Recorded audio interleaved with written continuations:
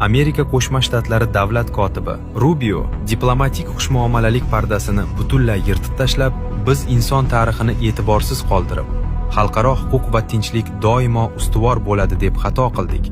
Bu xavfli illyuziya edi degan so'zlari G'arbning yillar davomida boshqa xalqlarni bo'ysundirish uchun ishlatgan demokratiya va inson huquqlari niqobini o'z qo'li bilan yirtib tashlashidir. 1963-yilda Ewald Heinrich von Kleist tomonidan asos solingan Myunxen xavfsizlik konferensiyasi dastlab mudofaa sohasidagi davlatlar uchrashuvi sifatida tashkil etilgan bo'lib, uning asl strategiyasi Ikkinchi jahon urushidan keyingi sovuq urush davrida G'arbiy ittifoqchilar o'rtasidagi harbiy rejalarni muvofiqlashtirish va kapitalistik davlatlar manfaatlarini himoya qilish uchun maxsus maydon yaratish bo'lgan.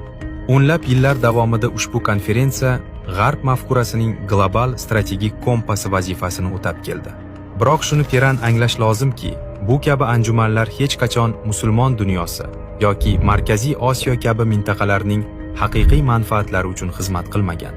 Aksincha, ular G'arbning o'z hukmronligini niqoblash va boshqa xalqlar ustidan nazorat o'rnatish mexanizmi bo'lib kelgan. 2026-yilning fevral oyida Bayerischer Hof mehmonxonasida bo'lib o'tgan 62-chi Myunxen konferensiyasi esa bu haqiqatni har qachongidan ham ochiqroq namoyish etdi.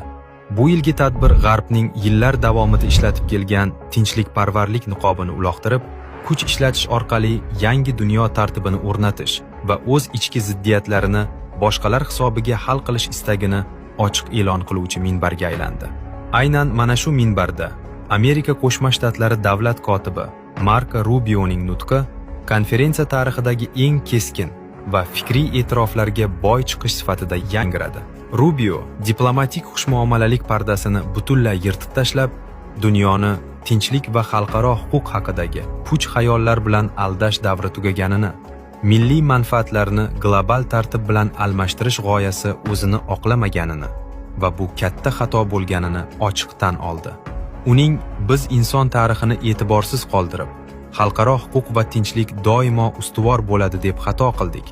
Bu xavfli illyuziya edi degan so'zlari G'arbning yillar davomida boshqa xalqlarni bo'ysundirish uchun ishlatgan demokratiya va inson huquqlari niqobini o'z qo'li bilan yirtib tashlashidir. Rubio Amerikaning zaif ittifoqchilarga toqati qolmaganini, chunki bu Vashingtonni ham zaiflashtirishini ta'kidlab, Yevropaga nisbatan ochiq bosim o'tkazdi. Bu e'tiroflar shuni anglatadiki, Vashington endi xalqaro qoidalar yoki ittifoqchilarning andishasini qilib o'tirmaydi.